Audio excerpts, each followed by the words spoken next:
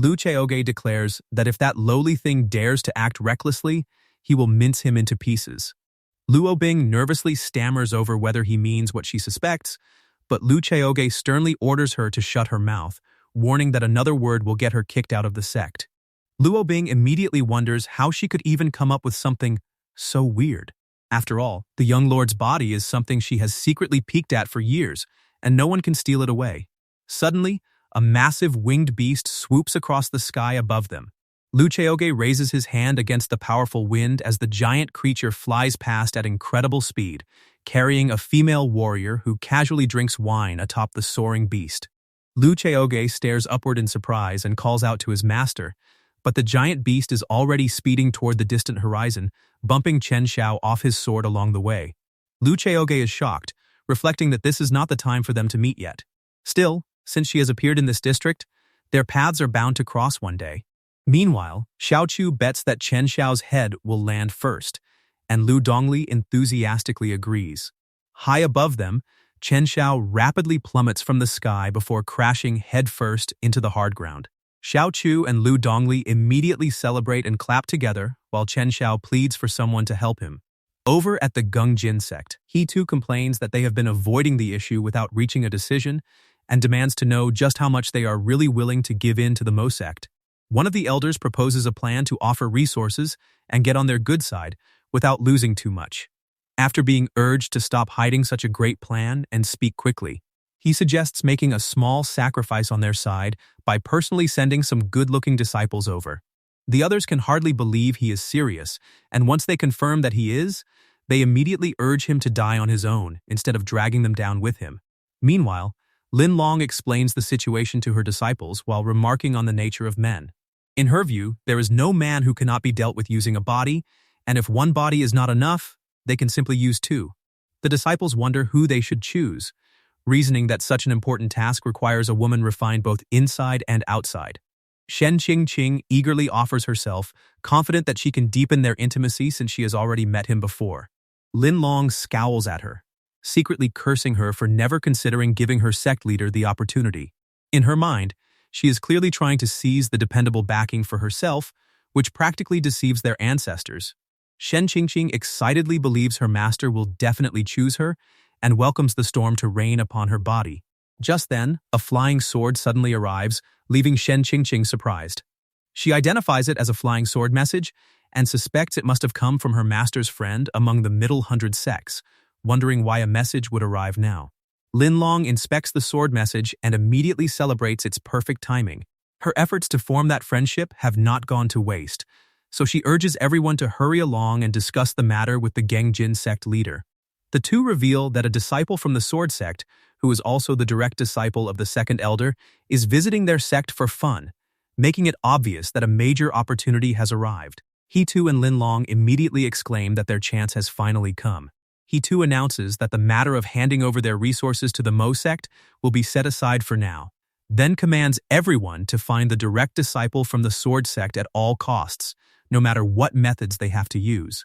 Lin Long gives a similar order to all of her disciples, instructing them to search for him and become intimate friends with him no matter what, even allowing them to become forceful under special circumstances. The disciples bow and enthusiastically accept their master's command.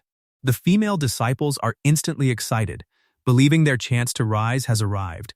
One wonders whether marrying the direct disciple of the Sword Sect could bring her success and even make her an elder's wife in the future, while another reminds her peers that there is only one of him, so it is first come, first served. They confidently insist that no man can resist their feminine charms and claim that enough skill and hard work will leave him leaning on walls for support afterward. Another urges her to stop spouting nonsense before they have even found him, prompting a male disciple to question whether they truly believe men are that shallow and declare that he would rather propose becoming sworn brothers. The female disciples teasingly challenge his words and offer to have a deep exchange with any brothers who come over instead. Several male disciples immediately volunteer to be chosen, leaving the male disciples sweating in exasperation at their behavior. While the Gungjin sect and Chu Shui sect fall into chaos, an undercurrent is also forming at the Mo sect. Lu Chaoge lands back at the sect grounds, where Lu Dongli welcomes her brother back and Xiao Chu joyfully welcomes the sect leader home. Nearby, Chen Xiao painfully pushes himself up from the dirt, angrily questioning how the Mo sect dares to treat him this way. However, he suddenly freezes in complete shock at what he sees as Luo Bing and Lu Dongli walk gracefully together. He can hardly believe that a small sect like the Mo sect somehow possesses everything, while internally rejecting the possibility that two unparalleled beauties of this standard could exist here and cling to Lu Chaoge. Still, he quickly reminds himself that this cannot be. The Sword Sect is the best in the world. He is the direct disciple of the second elder. And he is also the best friend of the Sword Sect's future strongest person, so there is no reason for him to feel jealous of a mere Mo sect. Chen Xiao smooths back his hair and scoffs that although he cannot see through their sect leader, seeing through the disciples should be easy. Yet the moment he senses Lu Dongli's cultivation, he gasps in horror. She is already at the second rank, 9th layer, and nearly at great completion, something he can barely comprehend. She is even younger than Lu Chaoge, yet her strength is already beyond what either he or the inner disciples of the Sword Sect can match. Chen Xiao nervously concludes that the Mo sect truly has many hidden talents. Lu Chaoge, meanwhile, approvingly notes that Lu Dongli really knows how to make him look good in front of others. He proposes heading to the main hall, and Lu Dongli readily agrees. At the same time, he considers this the perfect moment to strike while the iron is hot and subdue Chen Xiao, especially since he still has not received the money from him. Lu Dongli politely invites Chen Xiao forward while privately believing that a mere Sword Sect disciple could never compare to her brother. Later, they enter the sect, and Chen Xiao notices that the interior of the Mo sect is far more extravagant than several middle-level sects he has encountered before. Following closely behind Lu Chaoge into the pavilion, he begins wondering whether Lu Chaoge is truly the mysterious senior brother Yu Yue previously mentioned. Later, Lu Chaoge gestures toward the table and has everyone take their seats, while Chen Xiao settles down and eagerly wonders whether he can catch the lady's scent from this close as she pours his tea. He smiles in blissful anticipation, only to grow puzzled when he can't smell anything at all. Glancing over in surprise, Chen Xiao sees Luo Bing pouring the tea from a distance of 2 meters. Lu Chaoge questions whether keeping that much distance is really necessary, while Lu Dongli wonders if it might traumatize him, and Xiao Chu finds the strange tea pouring posture interesting enough to want to learn it herself.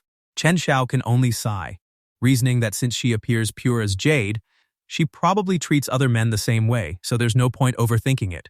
But the next moment, Luo Bing leans close to Lu Chaoge and sweetly invites the young lord to enjoy his tea, leaving Chen Xiao utterly bewildered while Lu Dongli watches in irritation. Chen Xiao practically weeps inside, questioning whether his identity as a direct disciple of the Sword Sect, disciple of the Second Elder, and future pillar is really that insignificant. Lu Chaoge repeatedly clears his throat to catch his attention, prompting Chen Xiao to wonder whether sect leader Lu's throat is feeling unwell. Meanwhile, Lu Chaoge questions what is wrong with this man, wondering why he still hasn't taken out the money and whether he seriously expects to be invited for dinner, mentally urging him to hand it over and leave. At that moment, Luo Bing inquires whether Chen Xiao came to the Mo sect for a specific reason. Chen Xiao clears his throat and confirms that there is indeed something to discuss, immediately resolving to perform well and impress the lady after being called senior brother. He explains that he came to distribute resources to the sects under the Sword Sect, and the Mo sect's allocation has already been prepared. Chen Xiao then brings out a spatial ring containing spiritual stones, spiritual herbs, and other refining materials meant for the Mo sect. The moment Lu Chaoge hears about the refining materials, he becomes thrilled, already considering how he can make use of the skills he learned from Auntie Ning. Extending his hand, he acknowledges Chen Xiao and channels his spiritual energy, summoning water around the spatial ring. Chen Xiao is instantly shocked, wondering whether this is the power of heaven and earth. As the water envelops the ring, he marvels at the fact that Lu Chaoge has awakened his elemental attribute and excitedly concludes that there is a strong possibility Lu Chaoge is the mysterious senior brother. Lu Chaoge extends his divine consciousness into the storage ring, and after seeing the mountain of spirit stones inside, he rejoices that they are rich. After accepting the items, Lu Chaoge brings up the sect mission Chen Xiao mentioned earlier, noting that while receiving resources is a benefit for lower sects, Cooperating with the Sword Sect disciples' mission is also their duty. Chen Xiao explains that his mission this time concerns the appearance of a demon cultivator. The moment the words demon cultivator come up, Lu Dongli, Luo Bing, and Xiao Chu gasp in shock, while Lu Chaoge slams his hand onto the table and sharply demands the demon cultivator's location. Chen Xiao immediately notices the difference. Most people become terrified the moment they hear about demon cultivators, yet Lu Chaoge's first response is to demand where the enemy is. Admiring that bravery, Chen Xiao reflects that sword cultivators are meant to be unafraid of battle, and this is exactly the kind of courage they need. Demon cultivators are not monsters that cultivate into higher beings, but human cultivators who forcefully inject the blood of deviant beasts into their own veins. Mixing their blood makes them stronger, but it also gives them a craving for blood and human flesh, and this practice is known as demonic cultivation. Through this blood connection, demon cultivators can control deviant beasts and multiply their strength. These beasts lack intellect, crave blood and battle, and are especially fond of eating humans. Since deviant beasts also grow stronger by consuming others, wherever a demon cultivator appears, devastation is almost guaranteed. Among cultivators of the same rank, demon cultivators are widely considered unparalleled, so most people lack the courage to face one unless they have the support of a higher-ranked genius cultivator. Even worse, demon cultivators can advance in rank simply by eating, making a direct confrontation almost equivalent to digging one's own grave. As for the demon race, that subject is left aside for now due to lack of space. Cultivation sects even instruct their disciples to flee from demon cultivators of the same rank rather than nurture them with their own lives. However, Chen Xiao reports that according to the Sword Sect's information, this demon cultivator is only at the second rank and is accompanied by numerous deviant beasts. Lu Chaoge immediately feels that the target is too weak and is clearly not the person he is searching for. Seeing his slight disappointment, Chen Xiao wonders why Lu Chaoge reacts that way. Meanwhile, Lu Chaoge considers whether this demon cultivator might still provide information about that person.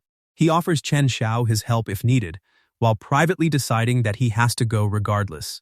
Chen Xiao finds the interaction strange but dismisses the thought, then explains that they have already discovered traces of the demon cultivator and requests that Lu Chaoge accompany him to investigate. At the same time, Chen Xiao forms his own plan. By bringing Lu Chaoge along, he can either uncover his true strength and confirm whether he is the mysterious senior brother, or defeat the beast himself and regain his dignity. Right then, Lu Chaoge receives a system notification triggering a mission to eliminate the demon cultivator, with experience points and a repair voucher as rewards. The notification confirms that he really can trigger the mission, and the quest is immediately accepted. With that settled, Lu Chaoge agrees to Chen Xiao's request and declares that he will accompany him tomorrow to kill the demon cultivator. Chen Xiao acknowledges his command while forcing himself to suppress his anger at Lu Chaoge's arrogant tone. Lu Chaoge, however, remains focused on something else. The Mo sect governs these mountains, so whether anyone is allowed to cause trouble here will be decided by his sword. Later, Lu Dongli inquires about how the gathering of the three sects went. At the same time, she glares at Luo Bing, privately wishing that the inferior disciple would leave instead of staying there and acting close with her brother. Lu Chaoge instructs Luo Bing to inform her master about the outcome, and she eagerly agrees while Lu Dongli pouts. Luo Bing then enthusiastically praises Lu Chaoge, describing how his charming demeanor stunned both sects and made him appear like a true immortal descending into the mortal world. Her flattering words leave Lu Chaoge feeling refreshed, while Lu Dongli silently runs through the thousands of predictions she had made concerning the Chu Shui sect and Gongjin sect. Lu Chaoge notices her mumbling and inquires about it, startling her into quickly replying that it is nothing. Lu Dongli reasons that the rival sects should not cause trouble, but her attention soon shifts to tomorrow's trip, and she requests permission to accompany her brother when he goes to eliminate the demon cultivator. After all, demon cultivators are extremely powerful, and she is worried about her brother. Lu Chaoge figures that his sister is worried about him, while Lu Dongli swallows nervously, wondering why her brother is staying silent and whether he plans to disagree. If he dares refuse, she is already prepared to pull his ears. Eventually, Lu Chaoge allows her to suit herself, making Lu Dongli cheer happily. In his mind, taking a monster away from her is useless given her personality anyway, And if he cannot defeat Chen Xiao, she can still serve as his secret backup. Having a younger sister really is nice. Meanwhile, Luo Bing wonders how she can possibly sit idly by while both the young lord and her master face dangerous enemies head-on. She steps forward and declares that she wants to come along, but Lu Dongli immediately turns around and firmly forbids it, warning her not to even consider the idea. Luo Bing tries to protest that she has not finished speaking, only for Lu Dongli to cut her off and insist that it is forbidden, accusing her of simply wanting to cling to her brother again. Lu Chao pats Luo Bing on the head and advises her not to go this time, explaining that demon cultivators are far more terrifying than she can imagine, and that with her current cultivation, she might become a burden rather than a help. Lu Dongli likewise advises her to focus on cultivating and catching up first. Luo Bing silently watches as the two walk away. She reflects that she only managed to catch up to the young lord because he had not broken through for so long, but now that he can advance again, his cultivation is rising at an extraordinary speed. She cannot help wondering how he is advancing so abnormally fast. If the cultivation gap continues widening, she worries that she might truly become a burden just as her master warned. Because of that, she resolves to work harder so she can stand beside the young lord and become someone he genuinely needs. As the setting sun casts a golden glow, a bright full moon soon rises high over the mountain peaks. Inside the pavilion, Lu Chaoge channels spiraling spiritual energy through his cultivation session, only to suddenly cough up a spray of blood. He reflects that while other people need money, resources, or risk going mad during cultivation, his own cultivation is directly causing his death. Pain meditation is completely merciless. Meditating for just 1 second longer is enough to make him bleed profusely. Just then, a purple wisp quietly drifts into the room. Lu Chaoge notices the presence and wonders whether it is the spirit he gave offerings to at the graveyard, then questions whether she needs something. Later, he stands before the graves and wonders what is wrong, adding that if she wants blood essence. He cannot provide any right now. Pinky points its tail toward the distant mountains, prompting Lu Chaoge to wonder whether she is pointing toward Chen Xiao's house. Pinky suddenly transforms into the glowing shape of a cleaver, and the spectral blade violently slices through the night air. Lu Chaoge wonders whether she wants him to kill him, remarking that doing so seems a little excessive. Pinky shakes its head back and forth. Lu Chaoge considers whether she means not killing him, then recognizes that she is actually referring to the demon cultivator instead. He wonders what she wants from the demon cultivator. Pinky reaches forward and points directly at Lu Chaoge. Caught off guard, he wonders whether she wants the corpse. Pinky nods, and Lu Chaoge questions whether she wants a complete corpse or something else. In response, Pinky glows brightly and forms the silhouette of a headless humanoid. Seeing this, Lu Chaoge notes that she does not want the head and accepts the condition.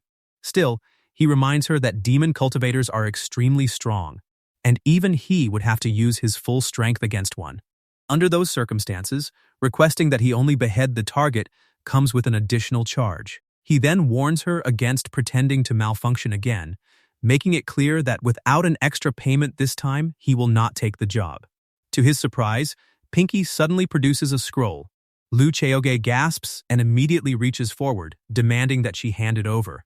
But Pinky swiftly darts through the air with the scroll before he can take it. Lu Chaoge clicks his tongue, remarking that she will only hand over the jade scroll after seeing the corpse. She might not be smart, but she is definitely not dumb. As Lu Chaoge stares at the scroll in surprise, he recognizes it as the Autumn Cicada sword skill, a lower-tier blue-rank secret sword skill that can only be possessed by middle-ranked sects. Its value far exceeds the life of a second-rank demon cultivator, making him appreciate once again how having an elder at home is truly like having a treasure. With that alone, he is already determined to take the task, and there is still the system reward from the mission on top of it. From his perspective, this is practically killing 3 birds with 1 stone. Lu Chao has been looking forward to obtaining a blue-ranked sword skill. In his past life, he spent an enormous amount just to acquire a blue-ranked middle-tier skill called Scaled Dragon Entering the Sea. The core of that shooting skill is shooting out like a dragon, with every shot carrying tremendous force. Looking at the Autumn Cicada skill, he wonders whether its name means bringing forth autumn with a slash while cicadas rain down. Lu Chaoge then declares that, considering their relationship, he will accept the job, while firmly adding that it is definitely not because of the blue-ranked sword skill. Pinky simply nods while holding the jade scroll, then silently disappears into the stone tablet. Chaoge smiles, wondering what other treasures she still has, and deciding that he needs to find more ways to acquire them. He also questions what she even wants the demon cultivator's corpse for, but when no response comes, he complains that she starts pretending to be deaf the moment she achieves its goal. The whole thing is absurd, and Chaoge can only wonder who would have expected that one day. Even he would be used like a tool. Soon, morning arrives. Dongli calls out that it is time for Chaoge to be on his way. Chaoge immediately remarks that speaking so condescendingly this early in the morning makes it sound like she genuinely wants her brother to head toward his death. Dongli giggles and explains that she simply wanted to experience being the villain for a bit. Chaoge confirms that he has finished preparing as well, then checks on her preparations. Dongli confidently declares that everything is ready, including items for sleeping, brushing teeth, washing up, secret weapons for enemies, and escape puppets. Faced with how dependable his younger sister is, Chaoge wonders what he is even supposed to do. Dongli urges him to hurry and summon that Sword Sect disciple so they can set off together, and Chaoge agrees. He immediately shouts across the mountain, ordering that disciple to gather in front of the mountain entrance. Inside his room, Chen Xiao angrily tosses in bed as the command echoes around him. Furious, he roars that his name is Chen Xiao and that he is not called that disciple. Later, Chaoge remarks that he almost forgot the Mo sect used to have a protection array as well, though it is already old and badly in need of repairs. Dongli reassures her brother that she is already learning about arrays and will someday restore the ink painting protection array herself. Hearing this, Chaoge reflects that his younger sister has already reached level 9 in every attribute stat, allowing her to learn almost anything with ease. The real problem is money, since they are far too poor to afford the materials she needs for practice. Although he knows her real motive is to play around more freely, hearing her determination still makes him happy. So Chaoge promises to find a way to earn money for her, because fulfilling his younger sister's wishes is an older brother's responsibility. Dongli is touched and happy, while Chaoge privately wishes the noob players would arrive sooner, since they are the easiest tools to take advantage of and also make excellent workers. Suddenly, Chen Xiao tries to have sect leader Lu repeat his name, but Chaoge cuts straight past that and declares that now that he has arrived, they should set out immediately. Dongli agrees without hesitation, leaving Chen Xiao frozen in confusion. In his mind, leaving without him makes no sense because they do not even know where the demon cultivator is. Determined to prove his usefulness, Chen Xiao announces that they should watch closely as he tracks the demon cultivator, then thrusts his hand upward and activates a tracking technique. A mysterious item appears in his hand, but before he can explain it, Chaoge identifies it as a blood tool used for tracking and urges him to get on with it, claiming there is nothing he does not know. Chen Xiao grumbles internally that Chaoge keeps embarrassing him at every opportunity and resolves to find some way to redeem himself. Curious, Dongli wonders how her brother knows about the tool when the Mo sect does not have anything like it. Caught off guard, Chaoge nervously stammers that he has seen it in live streams and, under certain circumstances, has even seen people use it for special purposes. Dongli presses him on what kind of special use he means, but before he can answer, Chen Xiao announces that the tool is reacting. As Dongli remains puzzled, Chen Xiao flies forward and urges them to hurry because the tool is vibrating rapidly, which means the target is nearby. The blood tool continues vibrating intensely, yet Dongli once again questions her brother about its other special use. Chaoge frantically worries that he cannot taint a child, so he quickly blurts out that it is used to crush garlic into paste. Dongli brightly accepts the explanation. Meanwhile, Chen Xiao struggles to hold the violently vibrating tool and declares that the demon cultivator should be somewhere around here. Looking down, Dongli questions whether they have reached the Forest of Flames as the group soars across the area. She recalls that her brother obtained his marrow-cleansing grass here after slaying a deviant beast, but the memory only makes her more cautious. With many beasts hiding throughout the Forest of Flames and an even stronger demon cultivator ahead, Dongli wonders whether they should reconsider confronting the enemy. Chaoge, however, remains confident and declares that they should descend so he can show the demon cultivator exactly what a master player can do. Dongli can only hold her forehead, privately judging that her brother is truly fearless. Meanwhile, Chen Xiao notes that the Forest of Flames reeks of beast traces, making any fight against the demon cultivator there extremely dangerous. With so many controllable beasts nearby, he expects them to be surrounded the moment a battle breaks out, then wonders what sect leader Lu is doing. Lu Chaoge urges them to head down and let the demon cultivator experience what a shattered skull feels like at the hands of a master player, leaving Chen Xiao wondering why he looks so excited. Still, as a sword cultivator, he resolves to be just as fearless and considers sect leader Lu truly remarkable. For Lu Chaoge, however, a place filled with deviant beasts and a demon cultivator is simply an excellent spot to gain experience, and he firmly believes a real man should be fearless when experience points are on the line. They land on the ground below, and Lu Chaoge laughs wickedly to himself, convinced that the demon cultivator and the beasts are now completely surrounded by him. Chen Xiao urges them to hurry because the blood tool is vibrating violently, meaning the demon cultivator is directly ahead.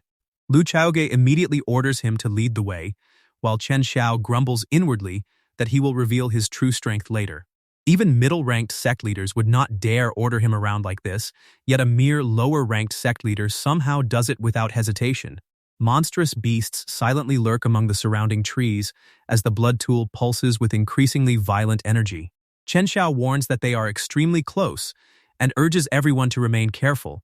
Lu Chaoge, meanwhile, wonders whether slashing the demon cultivator's neck with the vibrating tool would send it flying.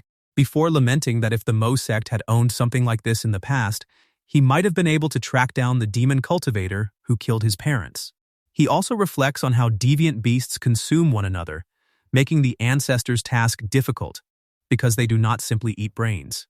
Instead, deviant beasts usually devour entire corpses without leaving even scraps behind. Lu Dongli suggests hiding their chiaura first, and Chen Xiao considers that he knows the same technique, although he cannot use it as effortlessly as her.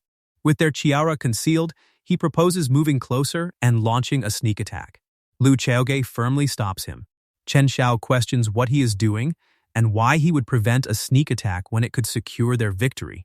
But Lu Chaoge seriously declares that they have already been exposed. At once, menacing eyes glare down at them from above, and Chen Xiao panics as the deviant beasts reveal themselves overhead. Lu Chaoge, however, declares that they might as well cut them down. A black winged dog swoops toward them with a furious roar, and Lu Chaoge fires back that he will smash open its dog head before unleashing a powerful strike that sends the beast crashing into a tree. Watching this, Chen Xiao questions what kind of cultivator he would be if he allowed himself to feel afraid despite being a sword cultivator. Then, a massive scorpion tiger charges forward with another roar. A swift blade cuts sharply through the beast's attack as Chen Xiao moves between the monster and Lu Chaoge, declaring that he will guard sect leader Lu's back. Lu Chaoge silently judges that the brat barely passes. Lu Chaoge declares that he can finally cut down the beast without any worries, then unleashes a rapid series of sword strikes against the winged beast. Watching sect leader Lu fight, Chen Xiao feels that as a direct disciple of the Sword Sect, the disciple of its second elder, and Yu Yue's close friend, he cannot possibly afford to fall behind. With that, Chen Xiao leaps forward and joins the attack. Lu Chaoge immediately finds the brat a little strange, even wondering if he is actually an idiot. At that moment, the black-winged dog charges toward Lu Chaoge from behind. Since he knows he will not deal much damage without using sword intent, and the demon cultivator is already hiding in the dark waiting to launch a sneak attack, Lu Chaoge decides there is no reason to hold back anymore. He unleashes his sword intent, and a massive dark slash tears straight through the beast. Lu Dongli remarks that her brother has finally used his sword intent, adding that even when facing an ant, he should still tread with caution and use his strongest skills. Chen Xiao can barely process what he is seeing. The sword intent has actually taken physical form. At this point, he becomes convinced that Lu Chaoge must be the mysterious senior brother. At his age, even senior brother Yu Yue's sword intent has only just begun taking form, yet Lu Chaoge has already reached this level. To Chen Xiao, that makes him either a true genius or a devil incarnate. And only someone like him deserves to be called a peerless sword user capable of rivaling senior brother Yu Yue. Still, Chen Xiao immediately reminds himself that senior brother Yu Yue is also a peerless sword user. In fact, He is definitely one too. Having two peerless sword users in the same generation has to mean something, and Chen Xiao even starts wondering whether his own sword skill might blossom soon as well. Meanwhile, the scorpion tiger notices that the human has stopped attacking and is acting like an idiot, making this look like the perfect chance to strike. With a deafening roar, the beast decides there will never be a better time to bite him down. Chen Xiao cries out as danger reaches him, but the attack lands before he can recover. The beast's paw slams heavily into him, forcing blood from his mouth and sending him flying. Lu Dongli observes that a level 30 cultivator being pushed around by a level 25 beast is proof that he has been far too sheltered by the Sword Sect. At the same time, the ferocious black-winged dog leaps at Lu Chaoge. Lu Chaoge orders him to watch closely and see what a man tempered in blood truly looks like. His sword intent slices through the air, and the severed beast crashes lifelessly to the ground. He then reminds the Sword Sect disciple never to lower his guard in front of an enemy. Chen Xiao gratefully accepts sect leader Lu's enlightenment, while Lu Chaoge figures that the brat has more or less been won over already. Suddenly, a gust of wind sweeps across the forest. Lu Chaoge notes that the enemy has finally arrived. Lu Ling lets out a sinister laugh as his beast, the iron rhinoceros, steps forward. He mocks Lu Chaoge for being nothing more than a first-ranked cultivator in the 7th heavenly layer who still dared to kill his pet dog right in front of him, calling him truly arrogant and nothing more than an insect unaware of his own limits. Lu Ling orders his beast to attack, promising it a far better pair of wings if it eats him. The beast immediately charges forward, wrapped in fiery demonic energy, while Lu Ling points at Chen Xiao and declares that as the direct disciple of the Sword Sect, he is his true target. Chen Xiao strikes at the beast and challenges Lu Ling for looking down on sect leader Lu. Lu Ling only scoffs at the idea of taking trash, who has yet to enter the second rank seriously, but Chen Xiao counters that sect leader Lu is not someone an existence like him can measure. Hearing this, Lu Dongli sighs as the second best boaster in the world officially appears, wondering whether that brat has been completely influenced by her brother. Meanwhile, the black-winged dog moves swiftly through the wooded terrain. Lu Chaoge's mind quietly turns to an insect, and he decides to use that skill even if it completely drains his mana. The black-winged dog attacks from behind, but Lu Chaoge smiles faintly and casts his ink splash technique. A sharp ink slash cuts cleanly through the monster, causing the dark beast to shatter into an explosion of ink. Lu Ling reels in disbelief over how this can happen when his black dog is already at the second rank. Chen Xiao declares that he already warned him sect leader Lu will one day rank among the top 2 in the world, proudly adding that senior brother Yu Yue will occupy the top spot. At the same time, Lu Chaoge notices the 20,000 experience point reward for defeating the beast. Since leveling up only requires 18,000, this becomes the perfect chance to advance. Lu Chaoge reaches level 18 and happily remarks that having full health and full mana feels great. Lu Dongli and Chen Xiao immediately shout in amazement as sect leader Lu breaks through yet again. However, Lu Dongli grows worried by how frequently her brother has been breaking through lately, fearing she may not be able to stay behind his back forever. Still, she happily imagines remaining alongside her brother forever, only for that thought to sour the moment Luo Bing enters the picture, leaving her enraged over why a creature called a sister-in-law has to exist. Chen Xiao, meanwhile, ponders why sect leader Lu only opens his rank boundary to the 8th heavenly layer. Then, the reason hits him. Sect leader Lu wants to defeat the demon cultivator at that specific rank, using suppressed cultivation during combat as his method of training. Lu Ling laughs evilly, declaring that although he has no idea why they claim he will be among the top 2, both of them will become part of him right now. He plans to get rid of Lu Chaoge first before taking Chen Xiao next. Lu Chaoge responds by taunting the ugly person hiding beneath a cloak, mocking him for being too afraid to show his face. Lu Ling immediately snaps over being called ugly, but Lu Chaoge dismisses the detail and invites the ugly man to kill this weak insect who does not know his own limits. Enraged, Lu Ling commands his iron rhinoceros to kill him, and the massive beast charges aggressively. Chen Xiao begins charging his technique before unleashing a beam of energy that pierces straight through the armored beast. A devastating surge of azure lightning fills the area, and Lu Ling recoils in absolute terror as the blast destroys his beast. Chen Xiao slides his sword back into its scabbard and declares that those beasts of his have no right to approach sect leader Lu. Internally, he admits that single skill drained all of his spiritual energy, but luckily, he directed all of his cold sweat to his back at the very last moment so sect leader Lu would not see it. Otherwise, using the skill would have been a complete waste. Lu Dongli wonders whether the brat really used spiritual energy just to hide the sweat on his back so his brother would not see it, and immediately compares him to her brother, who once secretly used a spiritual wind technique for the same kind of thing. With starry eyes, she marvels that the brat has truly grasped the essence. Suddenly, Lu Ling cries out to the Iron Rhinoceros, demanding how it could be defeated now after promising that they would reach the peak of demonic cultivation together. He then stabs into the beast, urges the Iron Rhinoceros to rest in peace, and vows that he will definitely avenge it. Lu Dongli and Chen Xiao immediately warn that something is wrong, because the man is trying to take the demonic crystal through demonic mutual consumption. Lu Ling roars that once he kills the two of them, he will offer the blood of an entire village to it, then commands the crystal to become part of him and continue living on. At that moment, water suddenly swirls through the air before a stream wraps around the demonic crystal. Lu Ling's jaw hangs open in stunned confusion as Lu Chaoge takes the crystal and remarks that eating a corpse while mourning over it proves just how wild the demonic cultivation world truly is. Lu Dongli exclaims that his ability to control water has grown even stronger, while Chen Xiao praises sect leader Lu for being able to grab objects from afar as expected. Lu Ling immediately demands that he return the crystal because it belongs to him, but Lu Chaoge counters that in a moment, his body will belong to him as well. Internally, he admits that he is only doing this because the ancestor requested it. Lu Dongli and Chen Xiao suddenly look at him strangely, causing Lu Chaoge to snap at them to stop their weird thoughts immediately. Meanwhile, Lu Ling snarls that they are the ones who forced his hand before roaring for every beast in the Forest of Flames to awaken. A colossal demonic aura surges violently into the sky as ferocious beasts begin emerging one after another.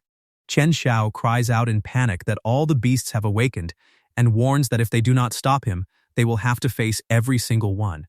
Lu Dongli nervously counts 15, 18, then 19 beasts, only to shout that the number is still increasing. With the situation becoming this dangerous, Lu Dongli resolves that she can no longer hide her power, because her brother's life is more important than anything else. Lu Ling laughs maniacally and declares that they should fear the greatness of a demon cultivator, then screams that after killing them, he will order the beasts to devour every village across the land. However, Lu Ling suddenly blinks in confusion when a water sphere appears. A hand of water erupts from it and grabs him tightly by the throat, leaving him cursing internally because both of his hands are occupied controlling the beasts, so he cannot break free. Lu Chaoge questions whether he has forgotten that he currently has no protection, and coldly points out that he does not have a single beast left to protect him. Lu Ling desperately begs for him to let him go just this once, promising that he will never show up again and swearing that he will never harm anyone anymore. Lu Chaoge recalls a tragic memory of them becoming orphan children, then crushes the water orb and retorts that those incidents have already become hopeless memories of orphan children and lost lives. Those victims no longer have a future. Lu Ling's bloodied body slams into the forest ground as the dark demonic energy rapidly disperses into the sky. Lu Dongli sighs in relief, murmuring that it was close, and she almost pulled out her sword. Meanwhile, Chen Xiao faintly senses a tremendous power comparable to his master, and a sudden possibility hits him. He observes sect leader Lu and considers that Lu's identity is special, which could mean a great cultivator is secretly guarding him. However, he quickly reconsiders since sect leader Lu is already so powerful that he would never need someone else's protection. Then Chen Xiao claps his hands together as the answer finally comes to him. Wiping away emotional tears, he concludes that Lu Chaoge is actually worried about them and arranged for a great cultivator to secretly protect his safety, preventing the demon cultivator from launching a surprise attack. Lu Dongli looks bewildered, wondering what is wrong with that guy and whether the shock has made him stupid.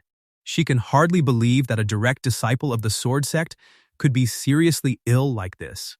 At that moment, the system announces that the mission to kill the demon cultivator is complete and prompts Lu Chaoge to receive the rewards.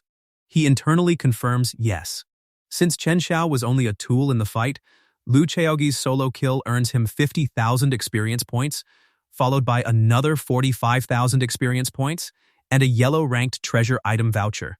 He approaches the corpse, planning to exchange rewards with the body, search the storage ring, and collect anything else valuable. However, the system suddenly displays a special mission item, revealing that collecting 2 more will unlock a hidden plot and allow him to accept a hidden mission. Chaoge stares intently at the nail before taking it from the corpse's finger. After clearing his throat, he instructs Dongli to clean up the battlefield, including the corpses, and Lu Dongli confirms that she understands. As she handles the cleanup, Chaoge ponders how this item could unlock a hidden mission when hidden missions in his previous life never required conditions like this, leaving him to wonder whether there is some special triggering method. Before he can go any further, Chen Xiao suddenly startles him by enthusiastically expressing his gratitude for the help. Chaoge coughs and dismisses it as a small matter, while internally urging Chen Xiao to hurry up and leave instead of staying for dinner. Chen Xiao bows respectfully and brings up the demon cultivator's corpse. So Chaoge allows him to take the head for his report, but makes it clear that he has plans for the remaining parts and cannot hand over everything. Chen Xiao agrees that the head alone is enough, and Chaoge notes that the young man is finally on the right track. After everything that happened, Chen Xiao reflects that without sect leader Lu, he would never have killed the demon cultivator or completed the mission. He now recognizes Chaoge as the mysterious senior brother Yu Yue mentioned and resolves that, from this day forward, this will remain a secret between Yu Yue and himself. The thought that he is now the person who understands Yu Yue best makes Chen Xiao chuckle excitedly. Looking down from his leaf boat, Chaoge calls out to the disciple grinning foolishly below, catching Chen Xiao by surprise. Chen Xiao immediately bows deeply and confirms that he is here. Chaoge informs him that the head belongs to him and that he may leave on his own now, but Chen Xiao pleads that he still has much to learn and many questions left. Chaoge allows him to continue on the way, so Chen Xiao flies beside the leaf boat on his sword and brings up one question in particular. He wants to know why sect leader Lu refused to unsheath his sword from beginning to end. Chaoge gives a simple answer. The foe was not worthy. Chaoge suddenly glows with an intense light, leaving Chen Xiao gasping in shock and disbelief as he admits that he truly is not worthy. Seeing sect leader Lu's overwhelming demeanor, Chen Xiao declares that this is exactly how every sword cultivator should be. Meanwhile, Chaoge reflects that when he first showed up, he thought he was heading down a narrow path, but somehow, that path has only become wider. Lu Dongli watches with exasperation, noticing that Chen Xiao has already been completely influenced just like the others. Still, as long as her brother remains safe, she is satisfied, and she urges longevity to keep protecting her brother together with her. Her thoughts drift back to the moment beneath the moon, when the name is first bestowed. Chaoge recites a poem describing the majestic white jade capital, its 12 towers and 5 cities, before the gods gently touch one's hair and grant longevity. Lu Dongli quietly repeats the verse, marveling at what a wonderful name longevity is, and remembering that her brother gave it to her with the meaning of living a long life together. Later, misty clouds drift across the towering mountain peaks as they descend back to their sect. Lu Dongli notices the people waiting below and questions who they are, while Chaoge identifies them as members of the Gung Jin sect and Chu Shui sect. He too immediately recognizes the direct disciple of the Sword Sect, while Lin Long becomes puzzled over why a Sword Sect disciple is standing so respectfully behind sect leader Lu. Realizing how careless he has been, he too slaps himself as it dawns on him that Chaoge's background is far stronger than any of them imagined. Chaoge descends with his companions and calmly questions what everyone is doing there. He too responds with a jovial laugh, explaining that the time has arrived for the decennial resource distribution between their neighboring sects. At the same time, Lin Long watches Chaoge standing there with an effortless, dazzling aura and blushes intensely, wondering how he can possibly be so good-looking. When she notices her female disciples swooning over him as well, she immediately realizes they want sect leader Lu for themselves. Deciding that her disciple Shen Qingqing is still far too inexperienced for something like this, Lin Long resolves to pursue sect leader Lu herself and approaches him to discuss the resources they are prepared to offer. Before she can make much progress, Chen Xiao steps in and offers to handle the resource distribution using his extensive experience from the Sword Sect. Chaoge agrees and pats Chen Xiao on the shoulder, inwardly considering how increasingly useful his tool is becoming. That single gesture leaves Chen Xiao stunned, wondering whether sect leader Lu patting his shoulder is a sign of acknowledgement. Lu Chaoge then encourages his tool guy, declaring that from now on, if he has a bowl of rice to eat, the tool guy will at least have a bowl to wash. With the matter settled, Lu Chaoge informs Lu Dongli that it is time for them to leave, while Lin Long calls after him in disappointment as he departs. Chen Xiao grabs Lin Long's arm and cheerfully directs sect leader Lin to follow him instead. Lin Long reluctantly complies, despairing over the fact that she cannot even get close enough to sect leader Lu to become intimate with him. Chen Xiao, however, is practically beaming. If he performs well during the resource distribution, his relationship with sect leader Lu should deepen, and a closer bond with sect leader Lu means he will have even more topics to discuss with senior brother Yu Yue, bringing him another step closer to becoming his best friend. Later, Chen Xiao successfully secures a large share of the resources, and once night arrives, Lu Chaoge heads out to claim his second reward. Reaching the ancient tombstone, Lu Chaoge knocks against it and announces his arrival, adding that he has brought the corpse with him as well. Lu Chaoge watches as an evil silhouette of Pinky materializes, and Pinky lets out a mischievous giggle. He eagerly snatches the scroll and demands that it be handed over, while Pinky floats down and sniffs around the deceased body. Looking at the autumn cicada, Lu Chaoge figures it is better to pass it to his sister. If he learns it, there will be no one else to inherit it, but if she learns it, she can teach both him and the disciples, practically turning her into a human photocopier. He even wonders whether this can be counted as an asset of the Mo sect, then questions whether matters involving the sect's assets should fall under the authority of the sect leader's wife. However, Lu Chaoge worries that getting his sister to hand over that authority will probably be difficult. His attention soon returns to Pinky, and Lu Chaoge questions why it wants this corpse. Pinky stares at the corpse's missing nail with a bewildered expression, then tilts its head in doubt while Lu Chaoge starts sweating. Since she is one of them, Lu Chaoge decides to let it examine something and opens his palm. Pinky hovers closer as he questions whether it recognizes the object, but instead of answering normally, Pinky flicks the nail with her tail. The crystal immediately shatters into fragments, revealing a glowing purple crescent moon badge. Lu Chaoge recognizes it as the purple moon badge, and painful memories surface as anger twists through him. He has seen this badge before, and it belongs to the Purple Moon Association connected to the demon cultivator who killed his parents. Lu Chaoge questions whether this is a token of the Purple Moon Association, and Pinky nods. He then questions whether the demon cultivator he killed was one of the association's members, but Pinky shakes her head. Confused by the response, Lu Chaoge questions whether that means no, then presses further on whether someone needs 2 of these badges to count as an official member. Pinky nods again, allowing him to piece together how the system works. With only 1 Purple Moon badge, a person is considered a backup member, while possessing more badges means higher status and greater strength. Lu Chaoge then questions whether Pinky is familiar with the Purple Moon Association. Pinky nods, giving him hope that there may be a chance to investigate that guy further, only for Pinky to suddenly shake her head back and forth rapidly. Lu Chaoge sighs that it seems to be malfunctioning, even though he already knows her mind is unstable. Relying on her to track down his enemy for revenge only makes him feel like the idiot in this situation. Still, Lu Chaoge reflects that he knew quite a bit about the Purple Moon Association in his previous life. He recalls that one guild that was always zealously fighting in front of him was also hunting down the Purple Moon Association. Lu Chaoge recalls that the guild is famous for being ridiculously rich, with every member taking pride in money and considering 0 credit a disgrace, which makes every single one of them formidable. Still, Lu Chaoge declares that his past self had been on par with their entire guild and ultimately defeated all of them.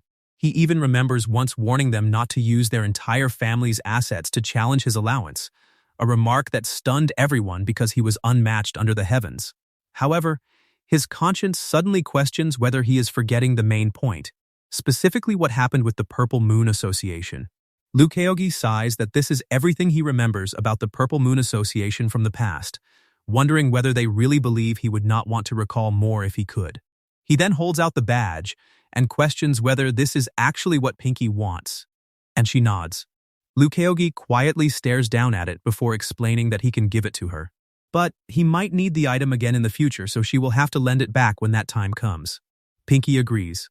Still, Lu Chaoge cannot understand what is so good about the item.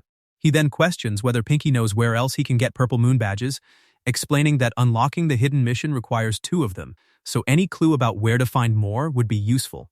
When Pinky starts approaching, Lu Chaoge questions why it is looking at him. She flicks her fingers, and hundreds of badges suddenly appear all around them, making Lu Chaoge tremble at the brilliant burst. Lu Chaoge immediately wonders whether Pinky has a grudge against the Purple Moon Association just like him. Chaotic energy crackles through its form as Pinky struggles, and Lu Chaoge observes that she has lost its memory. He then questions whether she discovered that she possesses a large number of Purple Moon badges and wants him to help recover her lost memories, and Pinky nods. Lu Chaoge remarks that fortunately, he can understand her. Otherwise, he would have assumed she was the mastermind behind the Purple Moon Association and had been distributing the badges in huge quantities. At the same time, he reflects that if the system had never labeled her with a red name, he might genuinely have guessed wrong. Pinky then hovers closer, leaving Lu Chaoge puzzled. He falls silent when Pinky touches him, then gently reassures her not to worry, because his parents' deaths had nothing to do with her, and the limitations placed on her body had prevented her from saving them. Lu Chaoge promises to keep track of any news regarding the Purple Moon Association, adding that helping her is also helping himself. Since he is already helping her monitor information about the association, he casually suggests that she lend him a few more of the badges he needs. Pinky stares at him in utter shock and disbelief. Through her gestures, Pinky makes it clear that she had specifically asked him to bring back the corpse so they could check it for badges, yet somehow it returned without one, and now she is the one being forced to hand over her own instead. Lu Chaoge insists that he is not lying and urges Pinky to lend him a few, promising that he has a way to obtain useful information and will share whatever he finds. Privately, he notes that while she seems simple-minded, she is not completely without limits. In the end, Pinky gestures for him to take however many he needs, and Lu Chaoge declares that 2 will be enough. At that moment, the system notification rings out, confirming that he has fulfilled the hidden plot requirement and giving him the option to investigate further. Lu Chaoge immediately chooses yes. Lu Chaoge remarks that it is quite an impressive front, wondering if the message this time is really that dominant as he watches the glowing light intently. However, once the information appears, he questions whether that is really all there is. The system explains that the Purple Moon Association is a mysterious demonic cultivation association with many members, ranking among the 3 biggest demonic cultivation groups. Its members mostly roam around Qingzhou as if they are planning something, and they hold a passionate, deep respect for the association, believing that once they consume the Purple Moon, they can acquire boundless power. Lu Chaoge questions whether there is truly nothing else, because based on his own analysis, the Purple Moon has to symbolize something that becomes stronger once consumed, meaning he still has to depend on himself. He notes that admiring something while also wanting to consume it fits the style of demonic cultivators perfectly, then wonders if they are basically a bunch of yanderes. At that moment, the system reveals that unlocking more hidden plots requires 10 Purple Moon badges. Lu Chaoge looks at the notification in disbelief. Apparently, 2 badges are nothing more than the entrance fee, like entering a bar, while anyone who actually wants to have fun needs to spend even more or remain on the sidelines watching. With that in mind, Lu Chaoge holds out his hand for the badges, but Pinky immediately floats backward. Confused by the retreat, he wonders why Pinky is backing away, while Pinky questions why he needs that many. Lu Chaoge points out how stingy she is, reminding her that when he gave her his blood essence, he never haggled over it. He promises that once he succeeds, he definitely will not be stingy and will share what he has next time. The system soon notifies him that he has reached the requirements and offers access to the information, so Lu Chaoge selects yes. The new message reveals that the Purple Moon Association holds a small gathering among its members in Qingzhou once every 3 years. The next gathering will take place during Dongji next year, and he will receive one of the location coordinates, with the system advising him to pay attention. Lu Chaoge stares thoughtfully at the message. Dongji next year means these demonic cultivators are basically like newbie players waiting to be traded off, giving him an opportunity. However, with the arrival of those newbie players drawing closer, he still needs to grow stronger during the remaining time, leaving him to wonder what will happen when that moment finally arrives. In his imagination, Lu Chaoge commands them to raise their hands, put them behind their heads, and squat down. Instead, The demonic cultivators chuckle over where such delicate skin and supple flesh came from, wanting to play with his skin before eating him because he looks so handsome, while swearing that anyone more handsome than him has to die. That possibility makes Chaoge recognize the problem. If he is not strong enough and rushes in like a weakling, he will simply be serving himself on a plate. Beside him, Pinky hovers with an irritated look, which reminds Chaoge that he still needs to reveal some secrets if he wants to get off the hook with Pinky. Chaoge claims that he learned this platoon technique from Kong Yiji, boasting that even a blind fortune teller would praise it. He then begins casting an elaborate technique with the badges, leaving Pinky staring up in awe at the massive formation, before tapping his fingers together and completing the calculation. Chaoge announces that he has calculated it, then smiles confidently at the amazed spirit and declares that heaven's secrets must not be divulged. Pinky freezes in utter confusion. A moment later, Pinky angrily sucks all the badges back into itself and frantically shoves him away, repeatedly ordering him to scram while calling him a bastard. Chaoge pleads with Pinky to stop pushing him, explaining that he is not refusing to tell her anything and simply needs time to collect his thoughts first. He asks her to wait until he has sorted everything out before sharing the details. Pinky crosses her arms and sulks, while Chaoge waves goodbye with a smile and announces that he will take his leave first. As Chaoge heads down the mountain, Pinky watches him with a worried expression, though Chaoge still does not understand what she is trying to convey this time. Later, night deepens over the quiet sect compound. Chaoge notes that the designated place is quite far, but the path to killing is never truly too far. At the same time, he observes that next year's Dongji is still distant while this year's is already approaching, marking his sister's birthday once again. Snow begins falling over the mountain forest as Chaoge exhales a tired breath after his training. He wonders whether growing accustomed to pain will grant him greater resistance against attacks in the future, finding the idea of becoming numb to pain almost unmatched. Imagining his future state, Chaoge chuckles softly to himself. Before long, he hears Lu Dongli calling him and turns his head as she arrives in her new red winter attire. Chaoge remarks that another Dongji has arrived and his little sister is now another year older, remembering that their father used to say the same phrase, while Chaoge is now the one saying it instead. He then questions whether she plans to go down the mountain wearing so little, jokingly warning that she might freeze. Lu Dongli pulls out a winter cloak and retorts that she will naturally wear more, wondering who he takes her for. Later, the two walk out through the heavy snow. With all preparations complete, Chaoge declares that they should depart and properly experience this year's mortal transforming day, a family tradition that allows cultivators to experience ordinary life and is held on Lu Dongli's birthday. Chaoge's birthday, meanwhile, is skipped entirely because he dislikes celebrations. Arriving at the old estate in Chaoli district, Lu Dongli complains about the thick layer of dust, while Chaoge remarks that this is only natural after the place has been abandoned for a year. Lu Dongli sighs that they can only clean everything slowly, but Chaoge suddenly tells her to stay still. As her confusion grows, he points out that her nose is covered in dust and reaches out to wipe it, only to suddenly stop. Lu Dongli beams with a smile, completely unaware that her entire face is covered in dust, causing Chaoge to burst into laughter while she stares at him in bewilderment. Lu Dongli finally looks into a mirror and freezes at the sight of her dust-covered face. Furious, she chases after Chaoge while yelling that she will kill him, and Chaoge screams for help as his sister tries to murder her brother. Later, smoke drifts from the chimney into the snowy air as Chaoge tends to the cooking pot and urges her not to stay angry because the noodles are almost ready. Lu Dongli catches the delicious aroma and admits to herself that she cannot resist it. Soon, a warm bowl of fresh noodles steams before them. Chaoge remarks that if their father were still alive, he would surely claim that the hustle and bustle of the world is what comforts mortal hearts the most.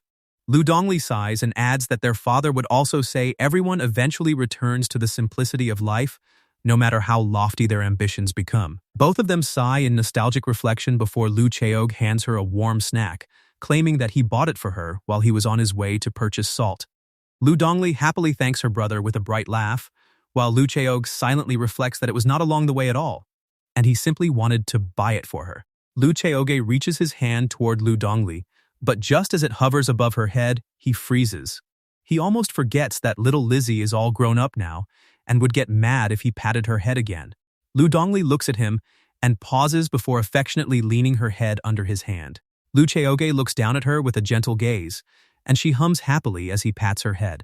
In the past, Lu Chaoge quietly slurps a mouthful of hot noodles before cheerfully declaring that it is delicious.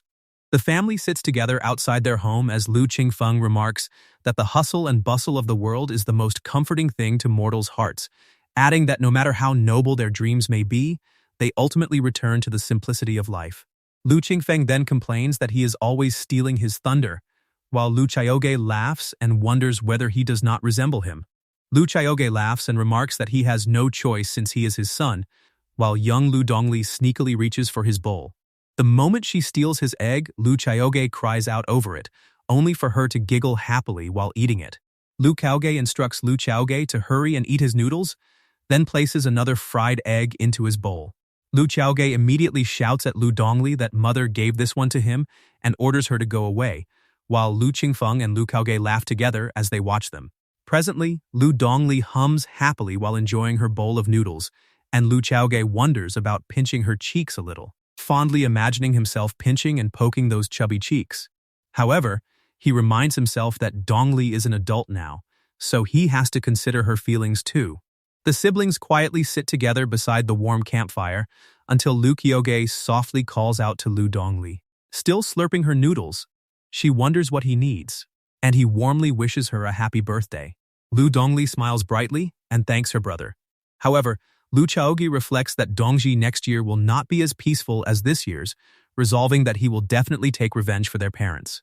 The next day, on the way back home, the siblings walk together as Lu Chaoge requests that she accompany him somewhere during Dongji next year. Lu Dongli wonders where, insisting that she is not going if it is too far away because she only wants to remain on Mo Sect's Danking Mountain and cultivate further. Lu Chaoge then declares that he will bring her to kill. Lu Dongli is shocked, but after a moment, she quietly agrees. Lu Chaoge wonders if she is scared since they might not survive this time, but Lu Dongli responds that she is not afraid because her brother is there.